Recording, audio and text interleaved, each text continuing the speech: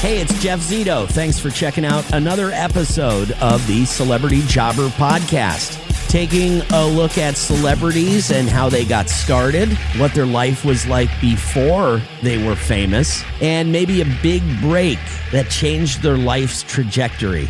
We're streaming on Apple Podcasts, Spotify, iHeart, or wherever you listen to podcasts. Please subscribe. Would love a 5-star rating and leave a review. Sometimes I'll read them, even if they're bad. This review comes from user Why You Suck So Bad. Oh, I thought this was going to be a bad one, but they wrote, "How original. I take umbrage with some of the guests being classified as jobbers because some of them are still A-list with their respective industries, but still worth listening to. Some others will always be A-list in a lot of people's hearts, and the rest are still fascinating people who have made an indelible impact on their crafts, professions, and definitely have a story worth hearing. This is a really great idea, and I thank you. Pretty cool." Wow, thank you for the great review. Why You Suck So Bad. Anyway, nominated for an Academy Award for Best Supporting Actress in the 2004 film Sideways.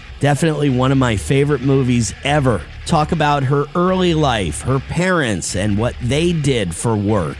Her first job and jobs she had before becoming an actress. We'll talk about her big break and her late brother, the great Michael Madsen, a terrific actor who just passed away a few months ago. Not to mention her new movie in theaters now called Sheepdog. She is actress Virginia Madsen, and she's my guest this week on Celebrity Jobber. The Celebrity Jobber Podcast with Jeff Zito. If you like what you hear, please subscribe, give a 5-star rating, and leave a review. Check out all our past episodes on Apple Podcasts, Spotify, or wherever you pod. What if these celebrities weren't famous? What would they have become? What was their first job? We're about to find out.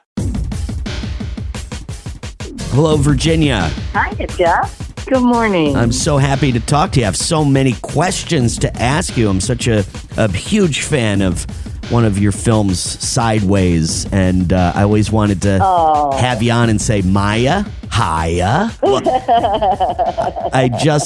Such a great film, and just celebrated its, I guess its 20th anniversary a couple of years ago. I know, go figure, right? I think, a lot of us from that movie have remained in each other's lives, even if we live in different cities. And because, I think we knew even when we were shooting that it was a rare experience. And so when we see each other, we're kind of all amazed that like everyone's okay. And didn't we have a beautiful time in the sun in Santa Ynez? Right. It was just, it was such a rich experience. Well, I'm really excited to see your new film, which is called Sheepdog. I just got the screener last night, so I'm going to watch it tonight. But I already watched the trailer, and it seems really heavy. And it kind of reminded me of a scene in First Blood with Sylvester Stallone when he said, "Over there in Vietnam, I was in charge of $1 million pieces of equipment, and over here I can't get a job at a goddamn car wash." And I saw the similarities to this new movie Sheepdog, which hits theaters nationwide on the 16th, which is Friday. Can you tell me a little bit about the film? I'm a therapist. She's a therapist in training when we meet her.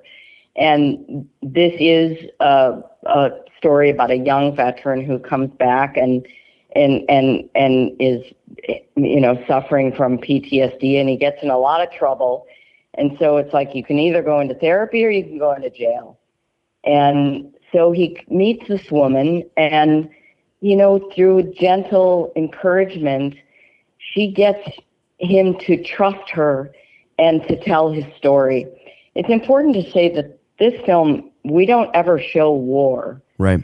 We know that he's been through it, but the movie is about the kind of war they face when they come home, because, their soldiers are trained for war. They're not trained to be civilians. So when they come back home, it's like what does their family do? Their friends, like there's a sense of isolation, and this story is not about his PTSD. It's about his post-traumatic growth. Wow. This is a guy who makes it. This is a guy who does help. You know, the term sheepdog it means protect the herd and face the wolf. Mm-hmm. And so in a way, our other characters in the movie kind of guide him in that way, and he's able to choose life. It's the story of a guy who heals and recovers. And that's why the movie has gotten so much support from the veteran community, because we made this movie for them. Very powerful trailer. And it's like, you don't have to worry about, it's a heavy subject matter, but it's a story that's just simply not told enough about the healing side of it, you know, and we just hear a lot of bad news, and we don't hear the good stories like this. Right, so success I'm stories. Really proud of it for that. Sheepdog, the film premieres nationwide in theaters January 16th. Celebrity Jobber.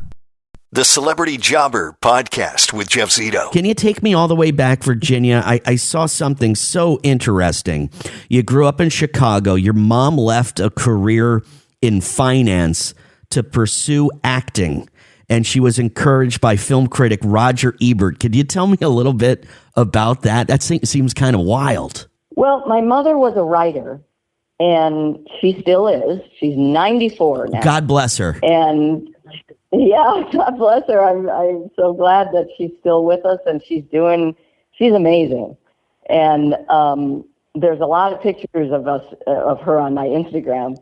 And she, I had this dream of being a professional actress. That's what I would always say. I never said, I want to be a movie star. I said, I want to be a professional actress, because she was a writer as her chosen profession. So yeah, she left the corporate world, single mom, and my dad was a fireman, so it was way out of his wheelhouse. Right. His kids wanted to be in show business. And my older sister was doing theater in Chicago, but she wanted to get married and she wanted to raise children, which is what she did very successfully. And we went into show business with a lot of encouragement and support from my mom. So that's rare. Yes. Because I think parents, they're just scared. They're scared for their kids. No doubt. But it makes all the difference when your family is there for you. So you were just mentioning, Virginia, that your father was a fireman, and then mom was in finance. She was always a writer. That was her chosen profession, but left to get into acting. But the family was very supportive of your dreams. So was there ever like a thought in your mind, like a backup plan? Or were you just too young at the time, so you were just like all in on this acting? Well, there were a lot of people who had discouraging words, and they said, you need to have something to fall back on. Right. And as a young person, that didn't, I don't want to fall back. Right. Like that didn't seem like a viable plan to me.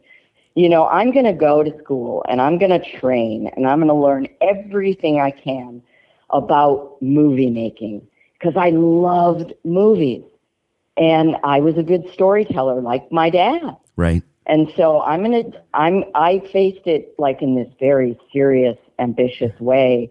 And when I look at young actors, they're so brave, doing something that seems so crazy. And they don't even know they're brave. Right. And I don't think I did either. My mom, I remember her putting me on the plane to California, with my cat and a teapot. And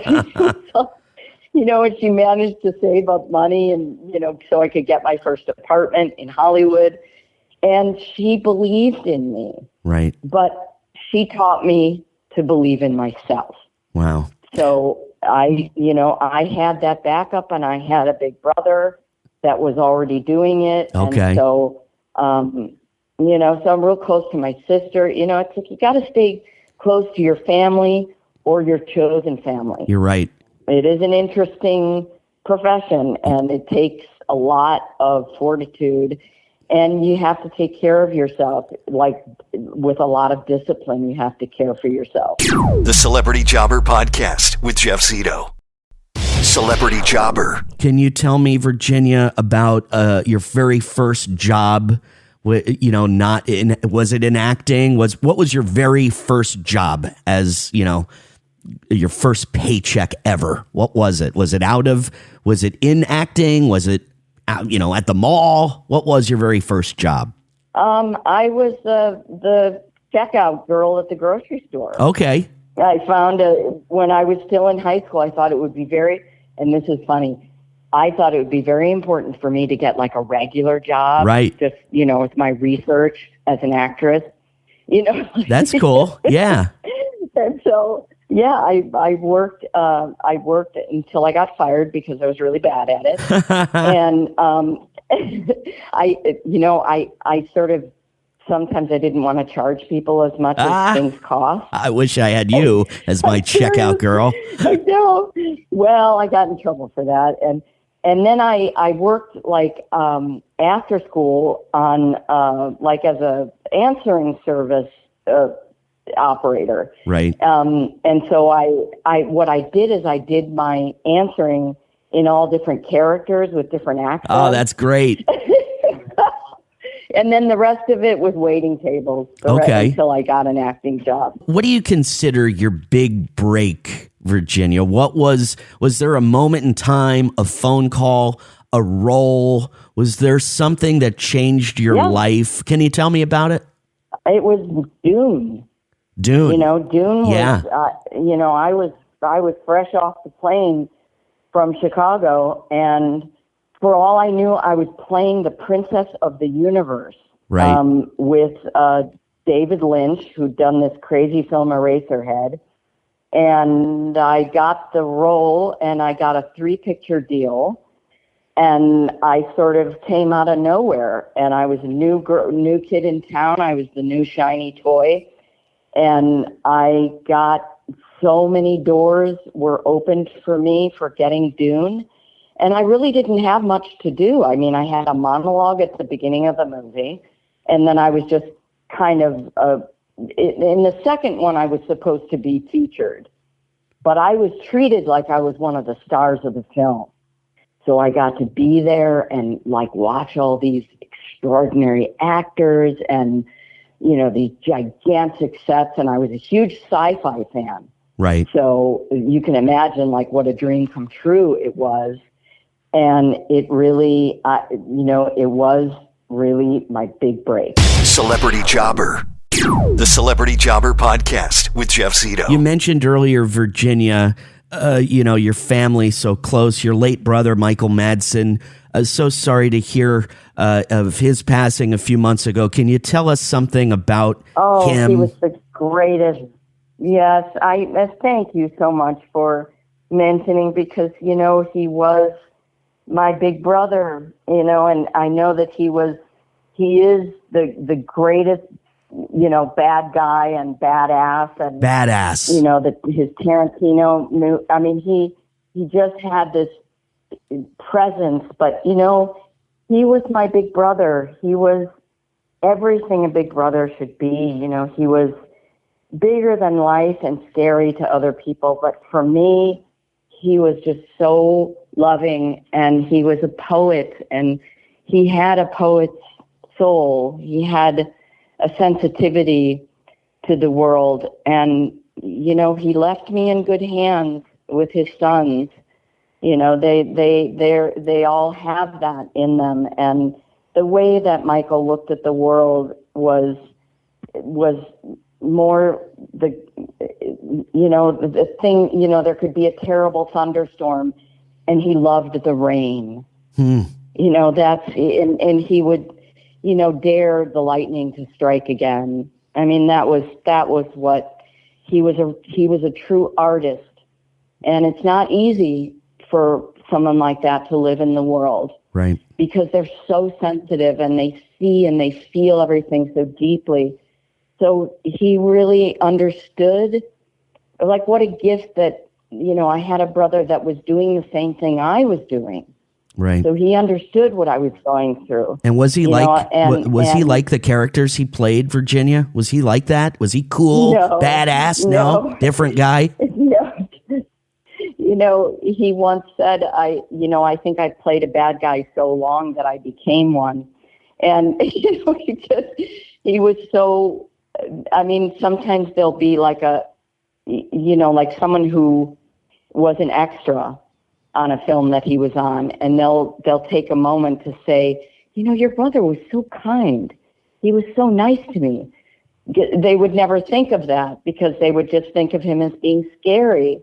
And he was anything but. He just knew how to do that. That's what because he was such a good actor. Yes. And, a lot of those tough guys really are softies in real life. And,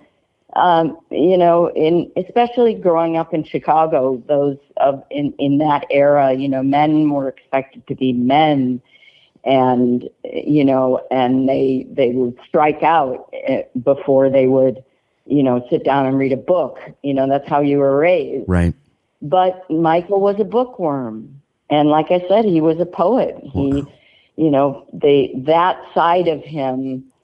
And maybe it's just that he had a real understanding of why a villain, was flawed. He understood men like that. It's like he never viewed his villainous roles as bad guys. Right. He viewed them as real men who had, real tragedy, and he saw the reasons why they were bad guys. He was brilliant. Brilliant actor. Sonny Black and Donnie Brasco was one of my favorites. And I got to tell you, Virginia, I'm such a big fan of yours, and Sideways and Sheepdog, new movie in theaters January 16th. I can't wait to watch it. Thank you so much for your time today. Thank you. Really nice tribute Virginia had for her late brother, Michael Madsen. Again, I'm such a huge fan of all of his films, a lot of the roles that he played, especially Sonny Black in Donnie Brasco, Reservoir Dogs. The list goes on and on. Michael Madsen, a badass. I can even think all the way back to Thelma and Louise and his role as Louise's kind of on-again, off-again boyfriend. Virginia said he was quiet, he was sensitive, he was a poet, deep in thought, he liked the rain. And you just think of this guy, his black hair, tattoos, leather jacket, always played that badass kind of tough guy role. And she said he was absolutely nothing like that in real life. So there you go, an amazing actor to be able to pull that kind of character off time and time again. So Virginia's mom and dad divorced when her and her brother Michael were young. Father was a firefighter, and her mother, Elaine Madsen, 94 years old, says she's doing great. She originally embarked on a career in finance, later deciding to pursue more creative endeavors for herself. And in the 60s, she became an acquaintance of Roger Ebert, the film critic who encouraged her to pursue a career in the film industry. So I guess Elaine was always a writer. She became a filmmaker and won an Emmy Award in 1983 for producing the documentary Better Than It Has to Be. Virginia said she wanted to become an actress at a very early age, but acting was not her first profession. Well, I guess it was her first profession, but her first paycheck, her first job, came as a checkout girl at a grocery store, which I believe she said she got fired from. She might have given some of her friends or people she knew a break on some of the items or forgot to charge them. She also said that she was like a phone operator. Another job she had was as an operator for an answering service. And what I thought was interesting was Virginia said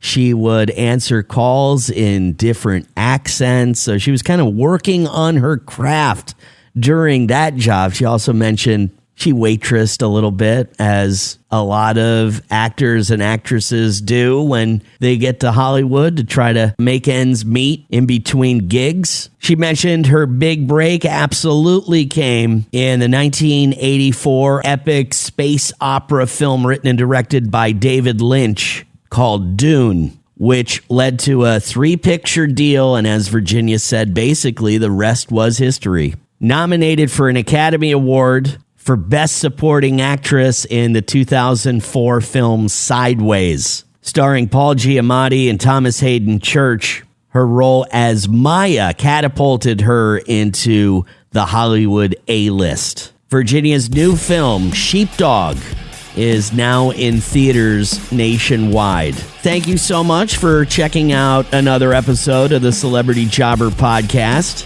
streaming on Apple Podcasts, Spotify, iHeart, or wherever you listen to podcasts. Please subscribe. We'd love a 5-star rating, and please leave a review. Follow on Instagram, celebrity_jobber_podcast, or the YouTube channel, which is youtube.com/@CelebrityJobber. And past guests and episodes, you can check them all out online at celebrityjobber.com. Where did it all start for some of these celebrities? You know, every story's different, and that's why I love doing this so much. So again, thank you for listening to another episode of the Celebrity Jobber Podcast. Until next week, I'll see you then. I'm Jeff Zito.